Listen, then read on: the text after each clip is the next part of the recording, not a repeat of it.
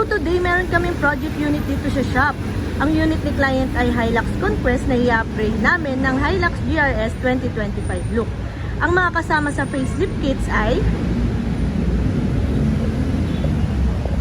front bumper, ayan, front grille, headlight, taillight, fog lamp cover, fog light, hood lid, rain visor, and then apat na white fender flares, and then may free na rin po siyang mud guard.